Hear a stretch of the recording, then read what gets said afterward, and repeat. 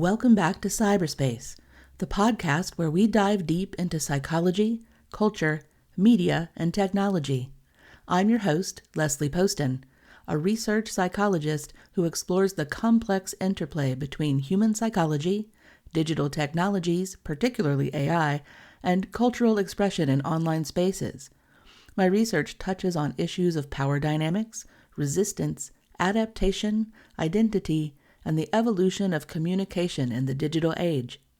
On today's episode, we're exploring the complex world of resilience myths, those little lies we often tell ourselves to cope with life's challenges.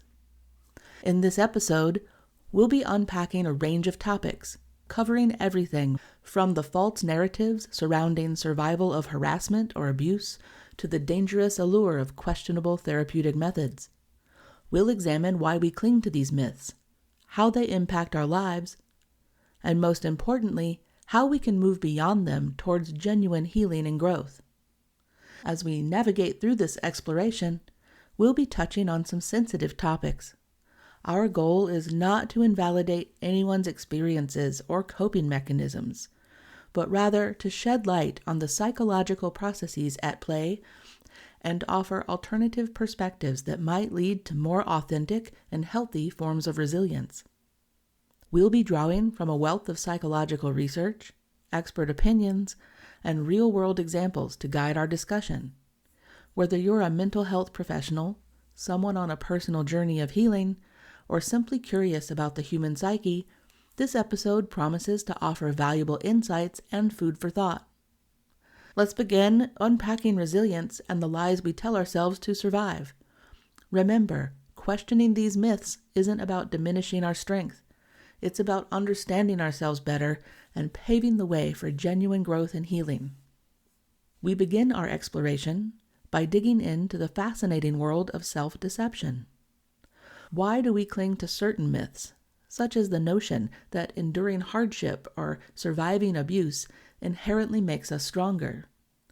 The answer lies in the complex workings of our minds and the psychological mechanisms we've developed to cope with life's challenges. At the heart of this phenomenon is a concept known as cognitive dissonance. First proposed by psychologist Leon Festinger in 1957, cognitive dissonance theory suggests that we experience mental discomfort when we hold two or more contradictory beliefs, ideas, or values. To alleviate this discomfort, humans tend to adjust our beliefs or behaviors, sometimes in ways that may not be entirely rational or beneficial in the long run. For instance, consider a person who has survived a traumatic experience. They might believe, "What doesn't kill you makes you stronger," even if they're struggling with the aftermath of their trauma. This belief serves to reduce the dissonance between their suffering and their desire to find meaning in their experience. Recent research has shed more light on this process. A study by Sherrotte and Garrett found that people are more likely to update their beliefs when presented with information that is better than expected, rather than worse. This bias towards positive information can reinforce our tendency to hold on to comforting myths about resilience and survival. These self-deceptions can serve as powerful coping mechanisms. As noted by Taylor and Brown, certain positive illusions can contribute to mental health, promoting higher motivation, greater persistence, and more effective performance, as well as ultimately greater success. However, while these myths can provide temporary comfort or temporary success, they can also hinder genuine healing and growth. As psychologist Kristen Neff points out in her work on self-compassion, truly facing our vulnerabilities and pain can lead to more authentic forms of resilience. Confronting these deep-seated beliefs can be unsettling, but it's a necessary step towards true healing. By understanding the psychological mechanisms behind our self-deceptions, we can begin to question these myths more effectively and open ourselves up to more authentic and sustainable forms of resilience. In the segments that follow, we'll explore specific resilience myths in various contexts, from health crises to abuse survival, and examine how we can move beyond these self-deceptions. As we navigate through the ongoing global pandemic, we've encountered numerous myths and misconceptions, particularly around the idea of resilience in the face of COVID-19. One dangerous belief that has gained traction is the notion that surviving COVID-19 can somehow boost one's immune system, making them stronger or more resistant to future infections. This misconception is not only scientifically unfounded, but also mirrors broader psychological myths about personal strength and survival. It's a prime example of how health misinformation can intersect with our psychological need for reassurance and control in uncertain times. A comprehensive study by Van Bavel et al. In 2020 highlighted how societal crises, such as the COVID-19 pandemic, can amplify existing psychological biases. These biases can lead to the spread of acceptance of misinformation, including myths about resilience and immunity. The allure of such myths is understandable. In times of crisis, we naturally seek narratives that offer hope and a sense of control. However, as pointed out by epidemiologist Gideon Merowitz-Katz in an article for The Guardian in 2021, the idea that COVID-19 infection strengthens the immune system is not just wrong but dangerous. It can lead and has led to risky behaviors and a false sense of security. This myth also ties into a broader psychological tendency known as the survivorship bias. As explained by Shermer and the Scientific American, we tend to focus on the people or the things that survived a process, while overlooking those that did not, leading to overly optimistic conclusions. In the context of COVID-19, focusing solely on those who recovered and supposedly became, quote, stronger, ignores the vast number of people who suffered severe long COVID consequences, severe short-term consequences, or who lost their lives to the disease. This selective focus can reinforce dangerous myths about resilience and immunity. By understanding and challenging these misconceptions, we can develop a more nuanced and scientifically grounded understanding of resilience. True resilience in the face of health crises, such as COVID-19, comes not from mythical immune-boosting effects, but from informed precautions, community support, and adaptive coping strategies. In this next segment, we go into a particularly sensitive area, and that's the myths that survivors of abuse often believe about their experiences. These myths can include notions of deservedness, normalization of mistreatment, or the belief that surviving abuse inherently makes you stronger. While these beliefs might serve as temporary coping mechanisms, they can significantly hinder the healing process in the long run. Research in the field of trauma psychology has shed light on how these myths develop and persist. Great research by Judith Herman in Trauma and Recovery emphasizes that traumatic events can shatter fundamental assumptions about the self and the world. In response, survivors may develop beliefs that help them make sense of their experiences, even if these beliefs are ultimately harmful. For example, a survivor might believe they deserve the abuse as a way to maintain a sense of control over their narrative. As explained by Briere and Scott in their book Principles of Trauma Therapy, such beliefs can provide a false sense of predictability in an otherwise chaotic experience. However, these myths can have profound psychological impacts. A study by Ullman et al., published in the Journal of Interpersonal Violence, found that negative social reactions and self-blame beliefs were associated with increased PTSD symptoms in sexual assault survivors. This highlights the importance of addressing and dismantling these myths in the healing process. It's essential to note that challenging these myths doesn't mean invalidating the survivor's experiences or coping mechanisms. Instead, it's about creating space for more adaptive beliefs that support genuine healing and genuine growth. Trauma-informed care approaches, as described by Substance Abuse and Mental Health Services Administration, emphasize the importance of recognizing the pervasive impact of trauma and promoting environments of healing and recovery. This includes helping survivors identify and challenge harmful beliefs about their experiences. Recent research has highlighted the potential of narrative therapy in helping survivors reframe their experiences. A study by Tuval Mashiak et al. In the Journal of Traumatic Stress showed how constructing a coherent narrative of traumatic experiences can contribute to better psychological outcomes. By understanding and gently challenging these myths, survivors can begin to separate their inherent worth from their traumatic experiences. This process of reevaluation is not about erasing the past, but about creating new narratives that allow for healing, growth, and the development of genuine resilience. As we continue our exploration of resilience myths, it's crucial to consider how societal narratives support and perpetuate certain beliefs about strength and survival. These broader cultural stories often influence our personal beliefs and coping mechanisms, sometimes in ways we might not even realize. Media plays a significant role in shaping these narratives. As noted by media theorist Dennis McQuail in his book McQuail's Mass Communication Theory, media doesn't just reflect society, it actively shapes our perceptions and our beliefs. This includes our ideas about resilience and what it means to be strong in the face of adversity. For instance, popular culture often glorifies the idea of the tough survivor who emerges stronger from traumatic experiences.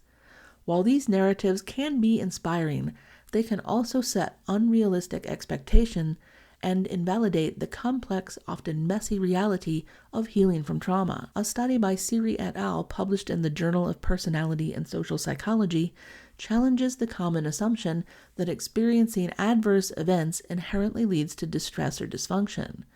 Their research suggests a U-shaped relationship between lifetime adversity and mental health outcomes, indicating that both too little and too much adversity can be problematic. This nuanced understanding is often lost in societal narratives that tend to oversimplify the relationship between adversity and resilience. As a result, individuals may internalize these simplified narratives, leading to personal coping mechanisms that might not serve them well in the long run. For instance, someone might push themselves to get over a traumatic experience quickly because they believe that that's what a resilient person should do. This belief, reinforced by societal expectations, could prevent them from seeking necessary support or allowing themselves the time and the space needed for real healing. Understanding the interplay between societal narratives and individual coping mechanisms is essential for developing more adaptive approaches to resilience. By critically examining the stories we tell ourselves as a society about strength and survival, we can create space for more nuanced, compassionate, and ultimately more helpful narratives about resilience. This awareness allows us to develop coping mechanisms that are truly in service of our well-being, rather than merely conforming to societal expectations of what it means to be strong or resilient. In our quest for healing and resilience, it's important to be aware of potentially harmful therapeutic practices that may promise quick fixes or miracle cures. Two particularly controversial methods we need to discuss are conversion therapy and applied behavior analysis, or ABA. Conversion therapy, a practice aimed at changing an individual's sexual orientation or gender identity, has been widely discredited by the mental health profession. The American Psychological Association stated in 2009 that such practices can lead to depression, anxiety, and self-destructive behavior. Despite this, some individuals still seek out these treatments, often driven by societal or internalized stigma, or worse, they force these treatments on their children. Similarly, applied behavior analysis, or ABA, a technique often used with autistic individuals, has faced valid criticism for being traumatic. As highlighted by Sandoval Norton and Schgetty in the Journal of Cogent Psychology, ABA practices can lead to increased anxiety, depression, and post-traumatic stress syndrome in autistic individuals. Additionally, ABA trains autistic children to ignore their body's health cues and needs and not to set personal boundaries, leaving them vulnerable to both predatory behavior and health crises in the future.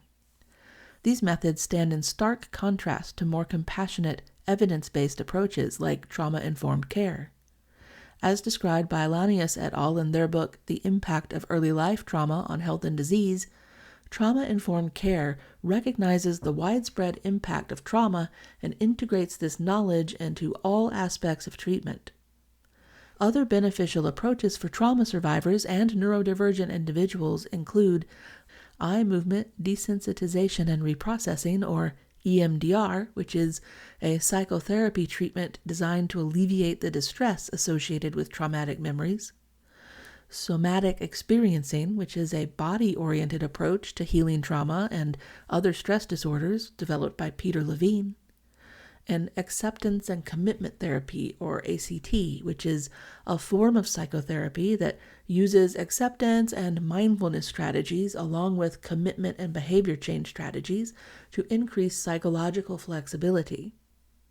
These methods focus on creating a safe, supportive environment for healing, respecting the individual's autonomy and lived experiences. They aim to build genuine resilience by helping individuals process their experiences and develop adaptive coping strategies rather than trying to force change or conformity. By being aware of these distinctions, we can make more informed choices about therapeutic approaches, seeking out methods that truly support our healing and growth rather than potentially causing further harm.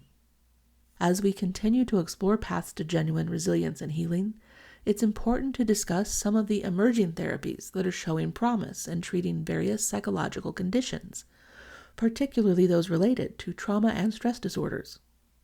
One area that has garnered significant attention in recent years is the potential use of psychedelic-assisted therapies. For example, MDMA-assisted psychotherapy, which has shown remarkable results in the treatment of post-traumatic stress disorder, or PTSD.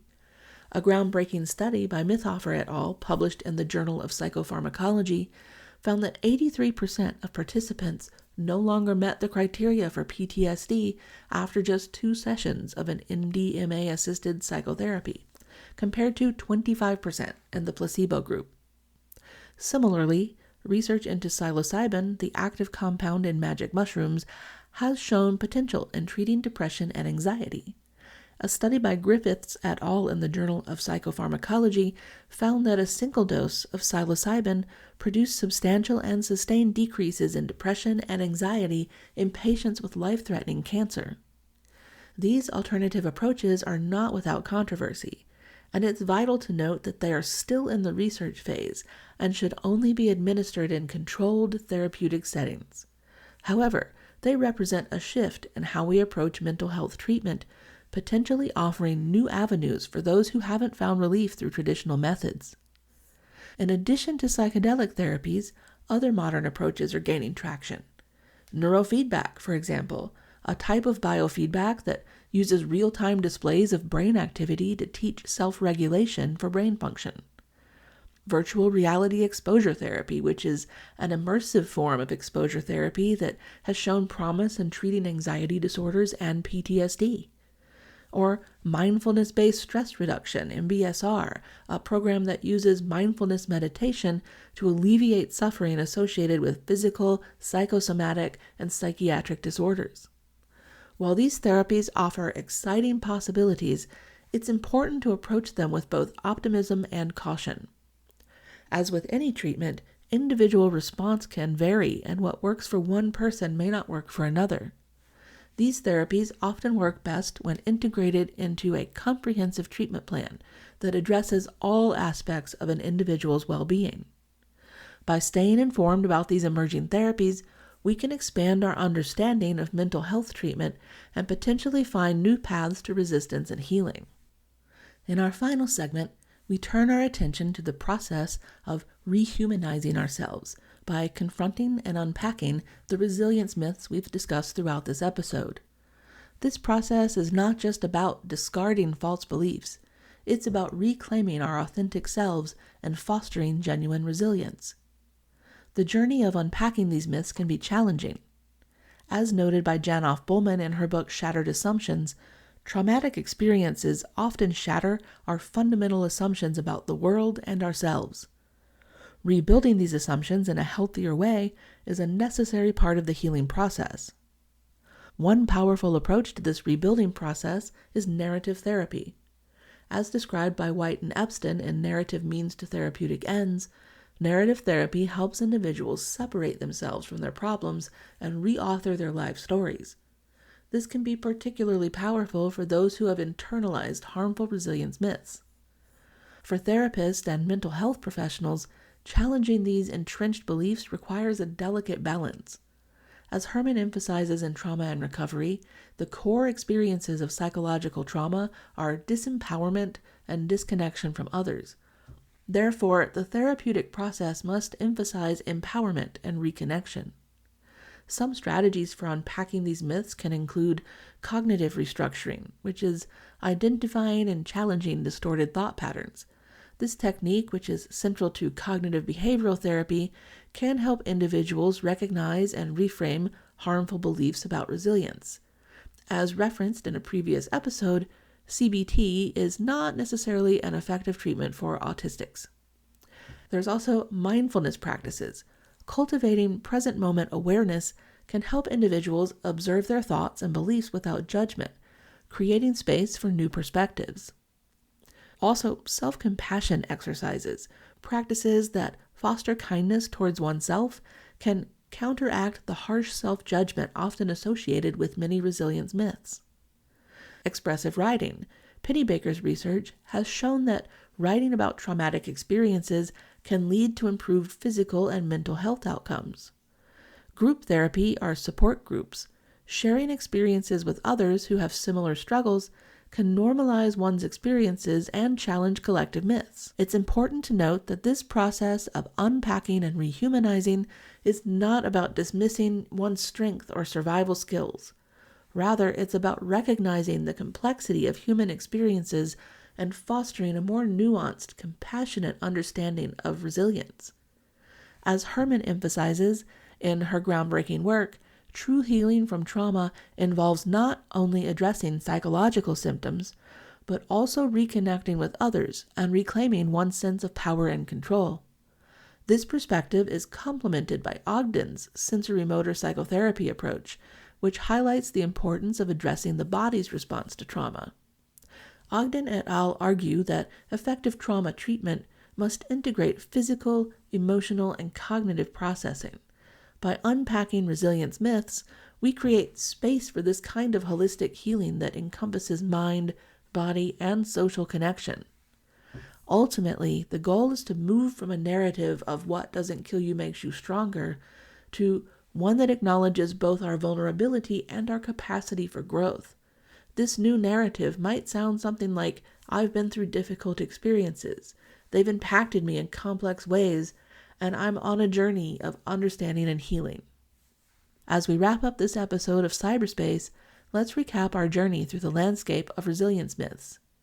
We've explored the psychology of self-deception, examined how societal narratives shape our beliefs, and discussed both harmful and helpful approaches to therapy and healing. Throughout this exploration, one thing has become clear. True resilience isn't about being unbreakable or emerging stronger from every hardship. It's about acknowledging our vulnerabilities, seeking support when we need it, and cultivating self-compassion as we navigate life's challenges. Unpacking these myths isn't easy. It requires courage to question long-held beliefs and to sit with the discomfort that might arise. But in doing so, we open ourselves up to more authentic forms of resilience and healing. As we continue our individual and collective journeys towards understanding resilience, let's strive to create spaces where all experiences are validated, where seeking help is seen as a strength, and where we can be both vulnerable and strong. Remember, questioning these myths isn't about diminishing your strength. It's about honoring your full and complex humanity. We'd love to hear your thoughts on today's episode. Have you encountered any of these resilience myths in your own life? How has unpacking them impacted your journey? Share your reflections with us on our social media channels or our new free Patreon. Your stories can help others who might be grappling with similar issues. Join us next time on Cyberspace as we continue to explore the fascinating world of human psychology. I'm your host, Leslie Poston. Until next time, take care, be kind to yourself, and stay curious.